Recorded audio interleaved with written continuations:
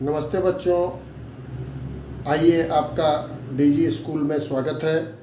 और आज हम लोग कक्षा 6 के भूगोल विषय के पृथ्वी की गतियाँ पाठ के कुछ प्रश्न और उनके उत्तर के बारे में आपके साथ चर्चा करेंगे। इस पाठ में हम लोगों ने पृथ्वी की दो प्रमुख गतियाँ घूर्णन और परिक्रमण और उसके प्रभावों के बारे में अच्छी तरह से समझ लिया है। उम्मीद है कि आपने भी इन सारे वीडियो को अच्छी तरह से देखा होगा और पाठ को बढ़िया से समझा होगा। आइए अब हम लोग पाठ के अंत में दिए गए कुछ प्रश्नों का अभ्यास करते हैं और उसकी चर्चा आपके साथ करते हैं। चलिए हम लोग शुरू करते हैं। ये देखिए पाठ 3 का ये अभ्यास का पेज है। इस पेज में सबसे पहला प्रश्न है, रिक्त स्थान की पूर्ति कीजिए। इसमें पहला सवाल है, पृथ्वी की घूर्णन की गति लगभग डैश किलोमीटर प्रति घंटा है, जिसको कि मैंने आप लोगों को बतलाया है। ये लगभग 1600 किलोमीटर अर्थात 1600 किलोमीटर प्रति घंटा है। इस प्रकार से आप लोग जो रिक्त स्थान है उसमें भरेंगे। दूसरा सवाल है, पृथ्वी का अक्ष अपने समतल से डैश डिग्री के कोण पर झुका हुआ है। तो हमने आपको बतलाया था कि पृथ्वी का अक्ष अपने समतल से 66.5 डिग्री, इसका अर्थ 66.1/2 डिग्री के कोण पर झुका हुआ है। तीसरा सवाल है, 21 जून को डैश पर सूर्य की किरणें लंबवत पड़ती है। जैसा कि मैंने आप लोगों को बतलाया, 21 जून को उत्तरी गोलार्ध में गर्मी का मौसम रहता है और उत्तरी गोलार्ध से कर्क रेखा गुजरती है, इसलिए यहाँ पर कर्क रेखा लिखा जाएगा। कर्क रेखा, कर्क रेखा पर सूर्य की किरणें लंबवत पड़ती हैं। लीप वर्ष में डैश दिन होते हैं।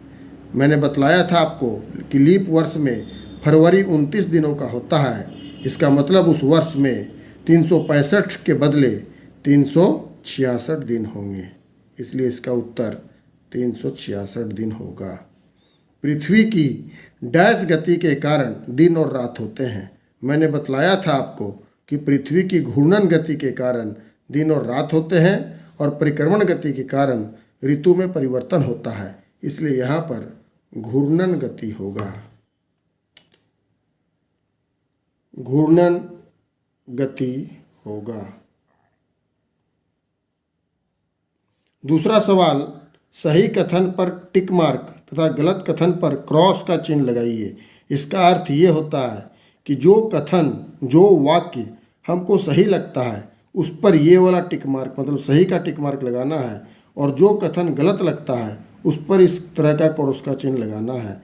तो चलिए हम लोग शुरू करते हैं। पहला कथन है, पृथ्वी की वार्षिक गति के कारण दिन और रात होते हैं। हमने आपको बतलाया था कि पृथ्वी की परिक्रमण गति को ही वार्षिक गति भी कहते हैं और परिक्रमण गति के कारण ऋतुओं में परिवर्तन होता है। लेकिन यहाँ पर दिया है कि वार्षिक गति के कारण दिन और रात होते हैं। इसका मतलब ये कथन बिल्कुल गलत है, इसलिए इसके सामने गलत का चिन्ह लगाएंगे। दूसरा है, पृथ्वी की दैनिक गति को ही घूर्णन गति कहते हैं। हमने बतलाया था कि घूर्णन गति को करने में पृथ्वी को 24 घंटे का वक्त लगता है, जो कि एक दिन होता है, और इसलिए इस गति को दैनिक गति भी कहते हैं। इसका मतलब ये कथन बिल्कुल सत्य है और ये इस पर हम लोग टिक मार्क इस तरह से लगाएंगे। वर्ष 2014 एक लीप वर्ष था। लीप वर्ष को पहचानने का तरीका मैंने आप लोगों को बतलाया था कि जिस साल में 4 से पूरी तरह भाग लग जाए तो वह साल लीप वर्ष होगा। 2014 में 4 से अगर हम लोग भाग देंगे तो यह पूरी तरह नहीं कटेगा। इसका मतलब है कि 2014 एक लीप वर्ष नहीं था, इसलिए यह कथन भी गलत है। 21 मार्च को पूरी पृथ्वी पर दिन और रात बराबर होते हैं। हमने आपको बतलाया था कि 21 मार्च और 23 सितंबर 2 दिन ऐसे हैं जो जिन दिनों में पृथ्वी पर दिन रात बराबर होते हैं और इसको हम लोग विषुव कहते हैं। इसका मतलब है कि यह कथन बिल्कुल सत्य है। पृथ्वी का परिक्रमण कक्ष दीर्घवृत्ताकार है। पृथ्वी का परिक्रमण कक्ष दीर्घवृत्ताकार है, ये बिल्कुल सत्य कथन है। आइए अब अभ्यास के तीसरे प्रश्न की ओर बढ़ते हैं, जो कि अति लघुत्तरीय प्रश्न या एक शब्द और या एक वाक्य का उत्तर वाले प्रश्न होते हैं। इसमें पहला सवाल है कि पृथ्वी की गति कितने प्रकार की होती है, नाम लिखें। तो पृथ्वी की गति हम लोग को मालूम है कि 2 प्रकार की होती है। तो पृथ्वी की गति 2 प्रकार की होती है, उनके नाम भी लिखने का रहा है, इसलिए इसका नाम भी हम लोग लिखेंगे, घूर्णन और परिक्रमण। दूसरा सवाल है, घूर्णन गति में एक चक्कर पूरा करने में पृथ्वी को कितना समय लगता है। तो घूर्णन गति को एक चक्कर पूरा करने में पृथ्वी को 24 घंटे का वक्त लगता है। तीसरा सवाल है, दिन और रात पृथ्वी की किस गति के कारण होता है। जैसा कि मैंने बतलाया कि दिन और रात पृथ्वी के घूर्णन गति के कारण होता है या दैनिक गति के कारण होता है, तो इसको लिखेंगे घूर्णन या दैनिक गति। 4 ऋतुओं के नाम लिखें। 4 ऋतु कौन कौन सी थी, हमने आपको बतलाया था कि पृथ्वी की परिक्रमण गति के कारण ऋतुओं में परिवर्तन होते हैं और इस तरह से पृथ्वी पर मुख्य रूप से 4 ऋतुएं होती हैं। ये ऋतुएं होती है गर्मी, शरद, सर्दी और बसंत। इस प्रकार से 4 ऋतुएं होती हैं। ठीक है, चलिए इसके बाद का जो सवाल है वो है, पृथ्वी को सूर्य की एक परिक्रमा पूरी करने में कितना समय लगता है। जैसा कि हम जानते हैं कि परिक्रमण गति को पूरा करने में पृथ्वी को 365 दिन और 6 घंटे का वक्त लगता है, इसलिए इसका उत्तर होगा 365 दिन और 6 घंटे लगभग। ऋतु परिवर्तन पृथ्वी के किस गति के कारण होता है। तो स्पष्ट है कि ऋतु परिवर्तन पृथ्वी की परिक्रमण या वार्षिक गति के कारण होता है।